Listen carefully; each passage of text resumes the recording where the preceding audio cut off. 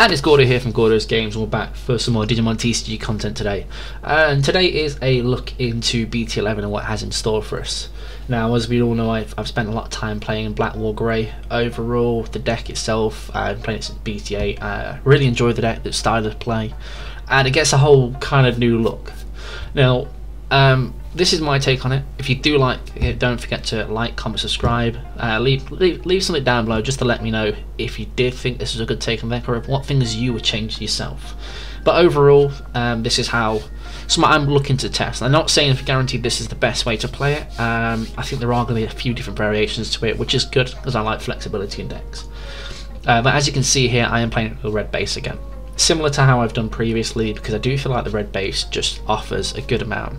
Now I know we do get the Blackwargreymon-X anti, which allows us to like search out the tamers, but we do have a lot of search capacity anyway, so who knows. If it does come up and that's the thing, then that's going to be one change I'll look to go into. But I feel like the Searcher Argue, the Searcher Blackwargreymon-X anti there, the 2k buff promo Argue, I think these are all just strong things to keep in line, basically, because the new Blackwargreymon-X only digivolves off of an Agumon or off of a black Digitama. But let's get into it. So ratios, we've gone for 5 eggs like we have done previously: 12 level 3s, 10 level 4s, 8 level 5s, 6 level 6s, and I've opted for no level 7s at this point because I feel like the top end of this deck is predominantly strong and you want to stay at that point. I feel like if you go into the next part, it's the only thing I would potentially consider is either an Omni-X if you really need to push and like just ruin their security bit, or have a peek into security, or a Blitz Omni. But I would be going at this point with that one. So let's get into it. So we've gone for the one draw power Goron. Having 5 eggs, I think with this deck is, you just kind of need it. I know obviously you can just run this one here to have the 1k buff, and realistically the buff is still needed, because I feel like you're going to see that in the mirror quite often with how popular the deck's going to be. And going based on that, let's just revisit this for a moment. The new effect of Blackwargreymon-X anti is opponent's turn. Once per turn, when your opponent's Digimon with the highest DP attacks, you may switch the target of attack to this Digimon. So you want to be making sure that you are at a good threshold. You don't want to be trading. You don't want to be obviously losing out on a battle just because it's opted to switch your targets. Because it used to be a case you can go to your Blackwargreymon-X anti, the older one, and then look to swing from early pressure. But if this is on board, you need as much DP as possible to either trade with it, so they'll get no value out of jump blocking, or you need to be able to swing over it. So I think DP is going to be relevant, and it is a big 13k body, which is somewhat of a problem. Means even if you don't have any other buffs and you only have the Goron here, Blackwargreymon will at least trade with it, or Gaimon or your X anti will be able to swing over it. Going back to the eggs then, so we run 4 of that, 1 of that. It's completely down to you. I don't feel like you need mass amounts of draw power with this deck because the amount of searches that we do run and other cards on the deck, so I always opt for 1 of these. Moving into the rookies, we run 4 of the Searcher Argue, able to add a Greymon and an Omnimon.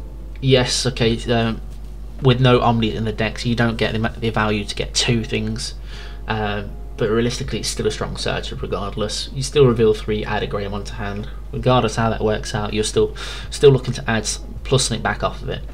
And if you do get the play where you go Agumon and then go straight to Blackwargreymon-X on top of it, you know, you reveal, add something, you digivolve, you draw a card, you reveal a further 3, potentially add 2 things because you can add the X anti option as well. It's just such a strong, obviously, start just to get some good card cycle going. Run 4 of the promo Argue, hands down still one of the best Argues in general. Just that 2k buff to Greymons, anything that has Greymon in its name. It's just generally strong all around, and like I said, because our top end is looking to mainly be the Blackwargreymon, unless it determines that an Omni is mandatory in some form. I don't think it will be at this point, but generally just a really strong card, to be honest. Moving on to level 4s. Level 4s is always the flex spot really. and how I go about things. Now with the new Greymon-X, yes, it is a 3-cost Evo, and it has different criteria to the old Greymon.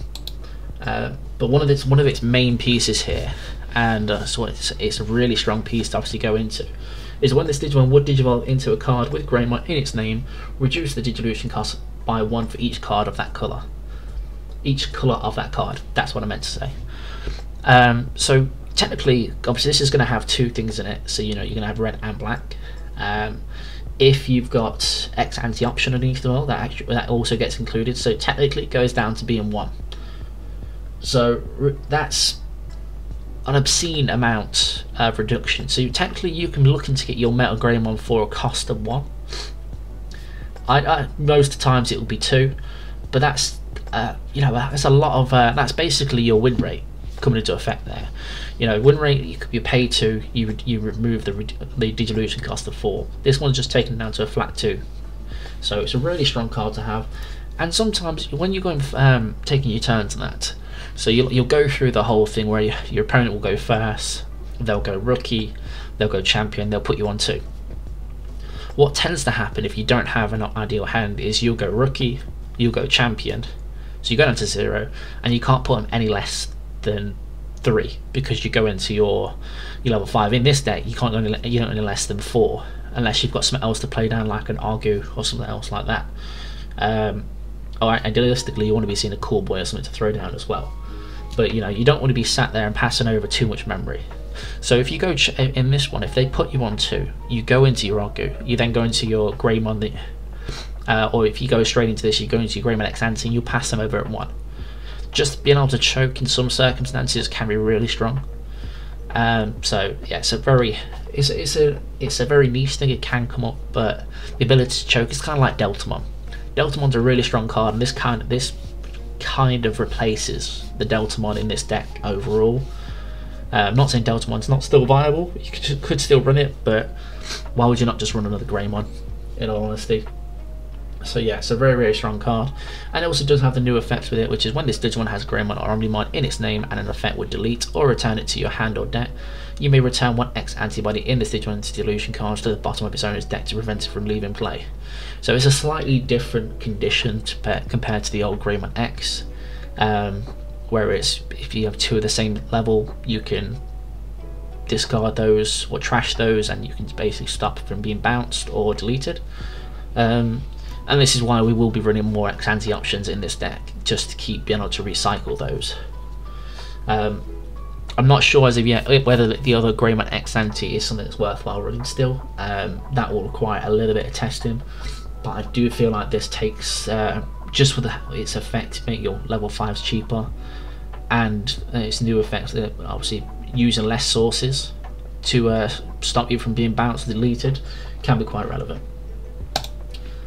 Moving on, we've got the 1-cost Evo of a Agumon. So if this Digimon has Agumon in its Digivolution card to gain 1 memory, like I said, I feel like DP is going to be something that's relevant in this meta itself, and being able to obviously get a lower evolution cost sometimes can pay off massively. Because if you're at 1, let's say you've got a couple of cool boys out, you go Greymon on top of an Argu or an Argu-X, as long as an Agumon's in that stat, you'll be able to gain 1 memory back.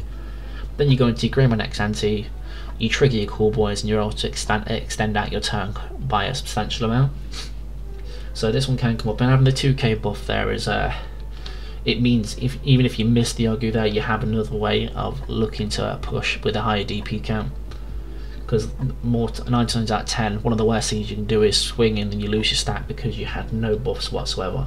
It's like if you're running you've got the Koromon, an Agumon, Argu-X, and then the Security Greymon, but no buffs in it. It can be quite harsh. So run 4 of those at this point. Or run 2 of the Greymon just to get a bit of additional push going. We don't run the ties anymore because of the new table that's out, so we do run a couple just to try and get a bit more aggression.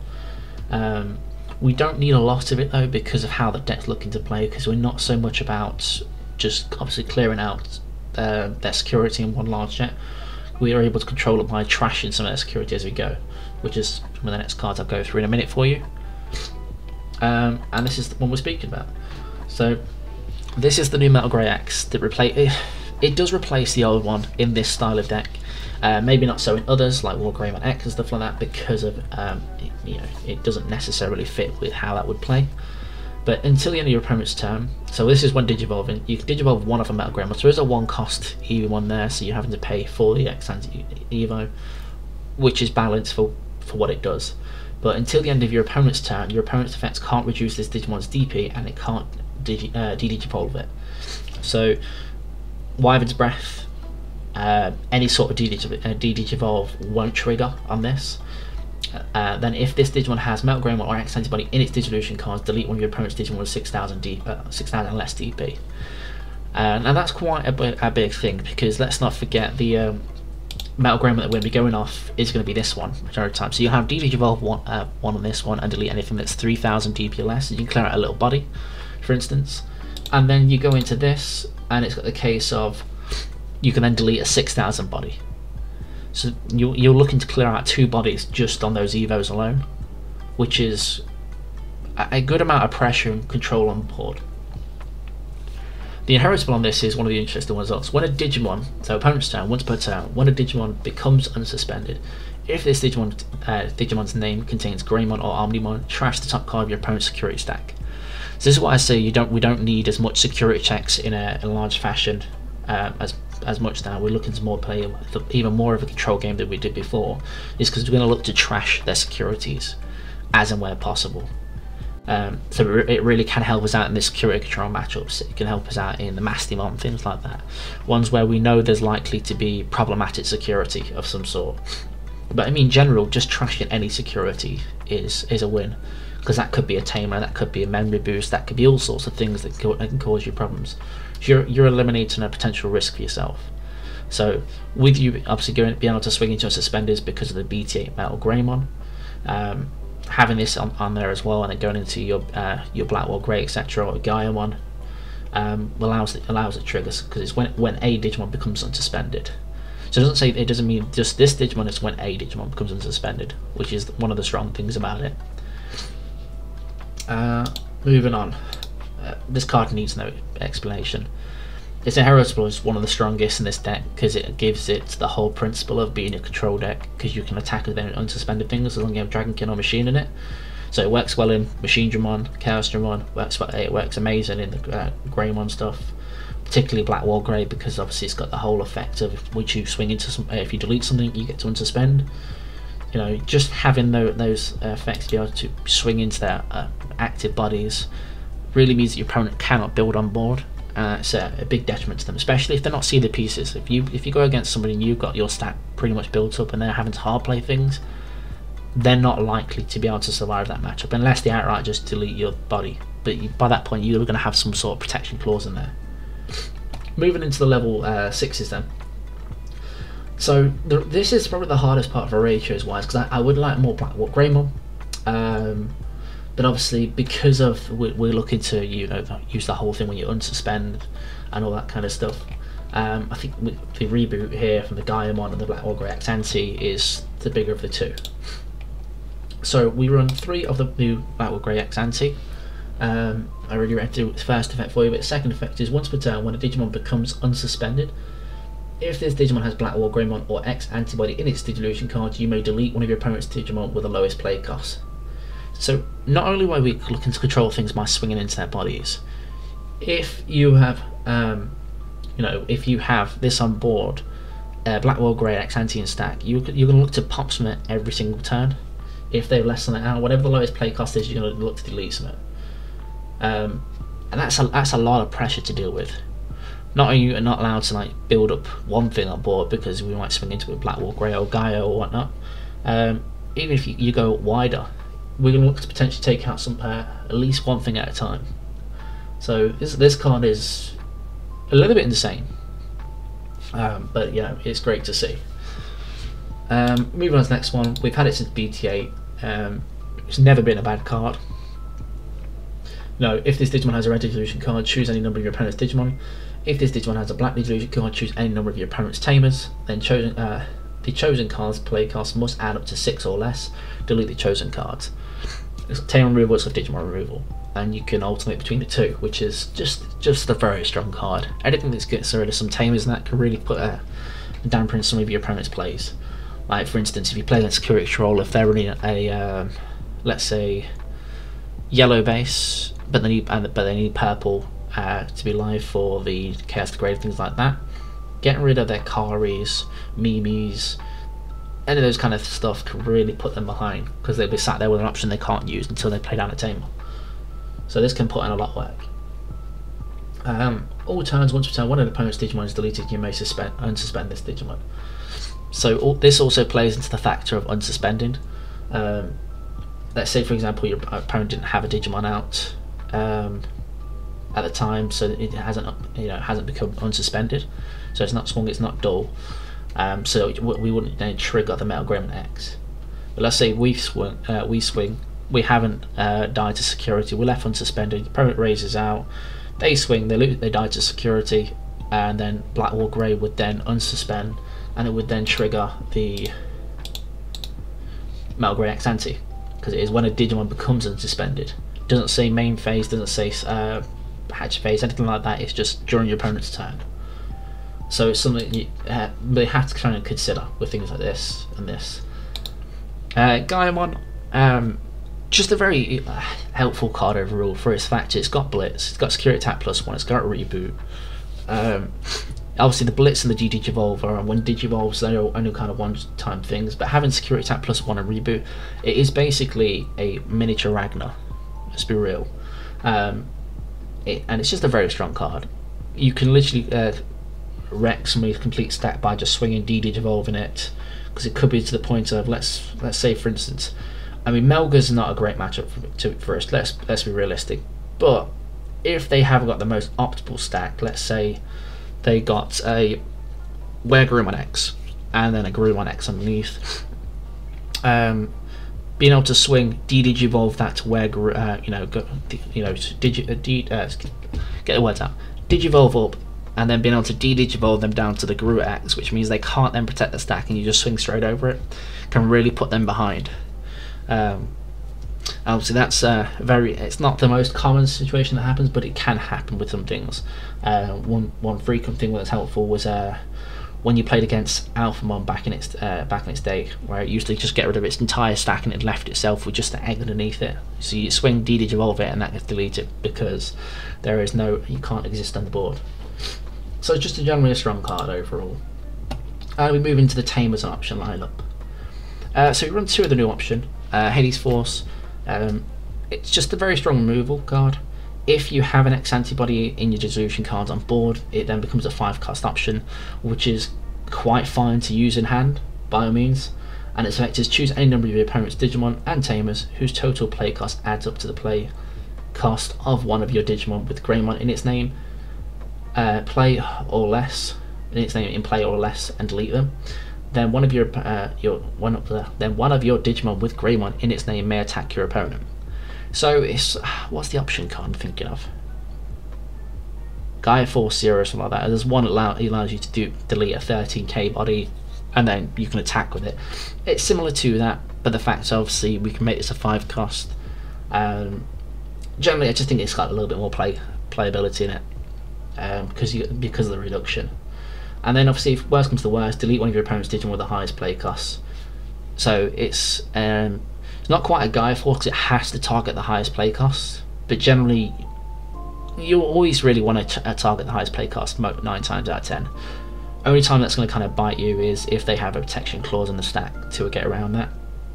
But if that's the case, you're going to take some things out of their stack anyway, so that's some sort of a win. We run 3 red memory boosts. We do need to be searching for the pieces, we do need to be getting set up as much as we can.